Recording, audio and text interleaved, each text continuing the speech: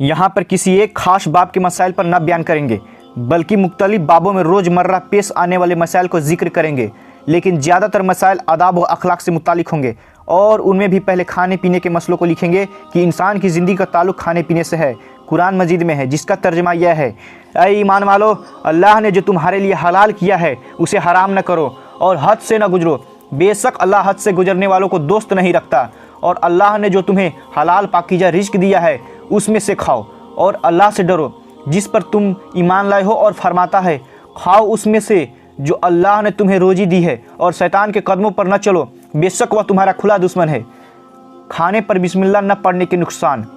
हदीस में यह है कि रसूलुल्लाह सल्लल्लाहु अलैहि वसल्लम ने फरमाया कि जिस खाने पर बिस्मिल्लाह न पढ़ी जाए, शैतान के लिए वह खाना हलाल हो जाता है। यानी बिस्मिल्लाह न पढ़ने की सूरत में शैतान उस खाने में शरीक हो जाता है। सही बुखारी व सही मुस्लिम में है, उमर बिन अबी सलमा रज़ियल्लाहु ताला अन्हु कहते हैं कि जब मैं बच्चा था, रसूलुल्लाह सल्लल्लाहु अलैहि वसल्लम की परवरिशी में था, खाते वक्त बर्तन में हर एक हाथ डाल देता। हुजूर ने इरशाद फरमाया, बिस्मिल्लाह पढ़ो और दाहिने हाथ से खाओ, और बर्तन की उस जानिब से खाओ जो तुम्हारे करीब है। हुजूर अलैहिस्सलातु वस्सलाम ने फरमाया, जब कोई शख्स खाना खाए तो अल्लाह का नाम जिक्र करे, यानी बिस्मिल्लाह पढ़े, और अगर शुरू में बिस्मिल्लाह पढ़ना भूल जाए तो यूँ कहे, बिस्मिल्लाहि अव्वलिही व आखिरिही, और फरमाया, मुजतमा होकर खाना खाओ और बिस्मिल्लाह पढ़ो, तुम्हारे लिए इसमें बरकत होगी। इब्ने मज़ा की रिवायत में यह भी है कि लोगों ने अर्ज किया कि या रसूलुल्लाह सल्लल्लाहु अलैहि वसल्लम, हम खाते हैं और पेट नहीं भरता। इरशाद फरमाया कि शायद तुम अलग अलग खाते हो।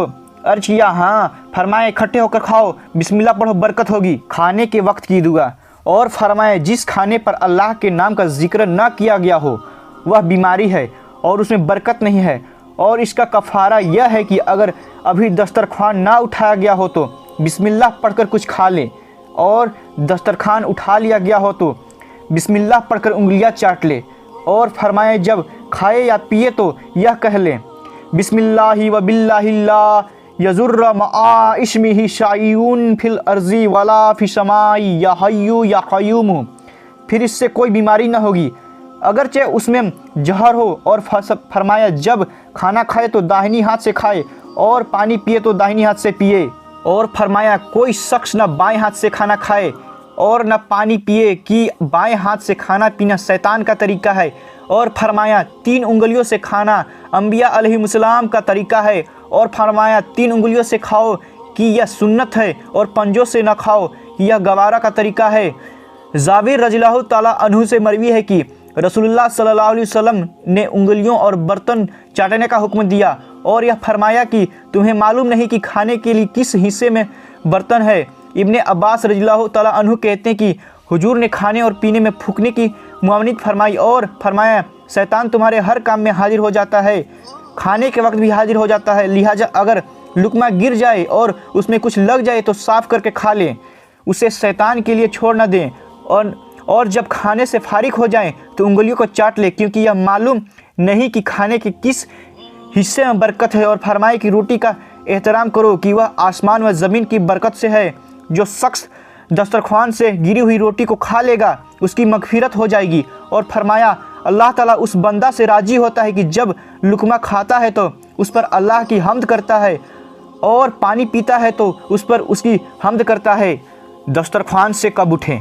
और फरमाए कि जब दस्तरख्वान चुना जाए तो कोई शख्स दस्तरख्वान से उठे जब तक दस्तरख्वान उठा न लिया जाए, और खाना से हाथ न खींचे अगरचे खा चुका हो जब तक लोग फारिग ना हो जाए। और अगर हाथ रोकना ही चाहता है तो मजारत पेश करे, क्योंकि अगर मजारत किए बगैर हाथ रोक लेगा तो उसके हाथ दूसरा शख्स जो खाना खा रहा है शर्मिंदा होगा, वह भी हाथ खींच लेगा, और शायद अभी उसको खाने की हाजत बाकी हो।